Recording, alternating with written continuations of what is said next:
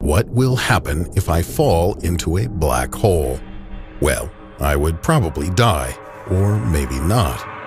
A black hole is in fact not a hole and is not black at all. Theoretically speaking, it is an area of space with an incredibly large force of attraction, gravity. It is, however, completely invisible, and so it happens that everyone calls it black. In general, it works like a huge, spherical, super space vacuum cleaner that sucks in everything that falls past its event horizon, the so-called boundary where outer space ends and the black hole begins. Even a photon of light, which as you may know is the fastest particle in the universe, cannot resist its attraction.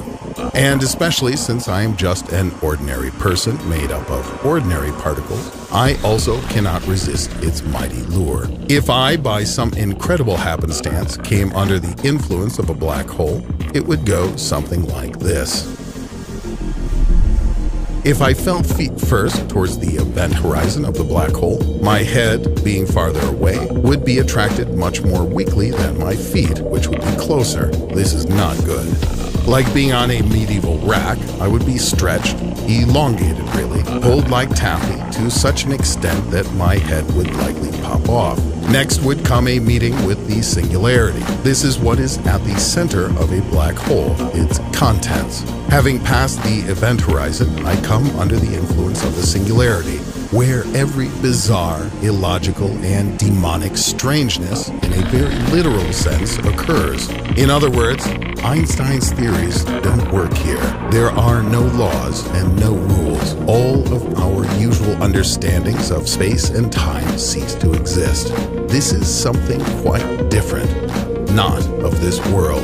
There is our universe that lives according to certain laws and concepts, and there is the world of the singularity that brazenly ignores any laws and exists by itself, and we know nothing about it. So, theoretically, as we approach the singularity, my elongated body will continue to stretch lengthwise and continue to shrink in its transverse direction, its width, but will still not disappear altogether. And the most interesting thing is that my friend Bob, who got lucky and got sucked in just after me, is unlikely to survive until the moment when my body crosses the event horizon. It would seem to him that I move indefinitely, forever approaching the event horizon. But for me, on the other hand, everything happens in an instant.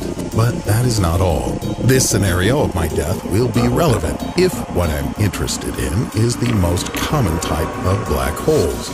The event horizon, by the way, is also called the Schwarzschild radius, named after the scientist who first described this object with a mathematical formula. And yet, there are also special black holes. For example, a Reissner-Nordstrom black hole is also charged, and having an electric charge is known for rotating. I'll have to rewrite the whole scenario of my death if I find one of these holes. For example, the singularity in a charged black hole does not attract, but rather repels objects. What does that mean for me? Everything will be, once again, as before. My body will rush through the event horizon at a frenzied pace, constantly accelerating and stretching like chewing gum. Having passed the event horizon, I will come upon another, a second horizon. I will still speed up moving towards it, but as soon as I pass this second inner horizon, the singularity, instead of sucking, will start to push me away quite vigorously. In the end, what's known as a white hole will spit me out in some other universe. And you may say, what? But yes, if there are black holes, then there may well be white holes. A white hole is pretty much the same as a black one, but reversed. It does not absorb, but only emits stuff from itself. You enter a black hole in your world and come out the white one in another. One minor problem is that you will not be able to return back to the world from whence you came, although it really makes no difference at this point, as you are unlikely to have survived such a journey anyway, as you have probably already been reduced to a long, thin stream of elementary particles. So, in this sense, it turns out that, theoretically at least, there is such a thing as teleportation. There very well could be black hole, white hole pairs in our multiverse that serve as one-way doors between universes.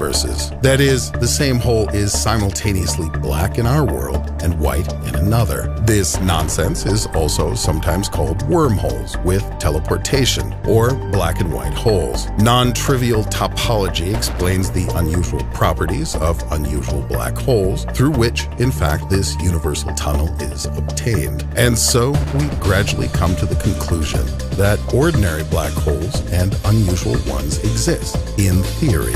They have special properties that seem to be able to teleport you to another universe, these so-called black and white holes. And what about in practice? Nothing.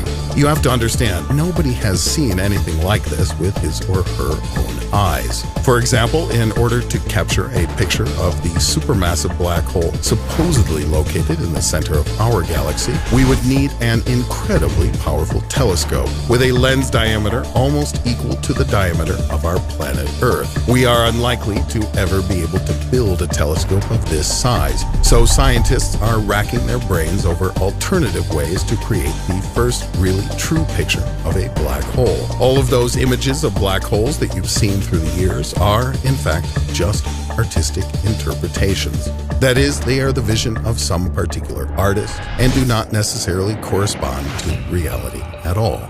Despite the absence of real pictures, scientists today are more confident than ever that black holes do really exist. In all, about 50 objects have so far been found in our galaxy that behave like black holes. The mysterious thing in the center of our galaxy is the most likely candidate for the role of a black hole. It has a mass of about 4.3 million solar masses, and the radius of the event horizon is about 1 million kilometers. Something in the center of the famous massive quasar M87 is another illustrious candidate for the role of a black hole. Its mass is estimated at about 4 billion solar masses, and the corresponding radius of the event horizon is about 1 billion kilometers. So it is more than likely that black holes do in fact exist, and more scientists are trying to prove this. But black and white holes, or wormholes, on the other hand, are something more rare and more mysterious than even unicorns or elves. They are possible in theory, but we do not have even the slightest hint of proof of their existence, as opposed to simple black holes. But whatever it is to believe in what they are is infinitely more interesting than to say that all of this is nonsense and fiction. Put likes and subscribe to the channel. See you next time.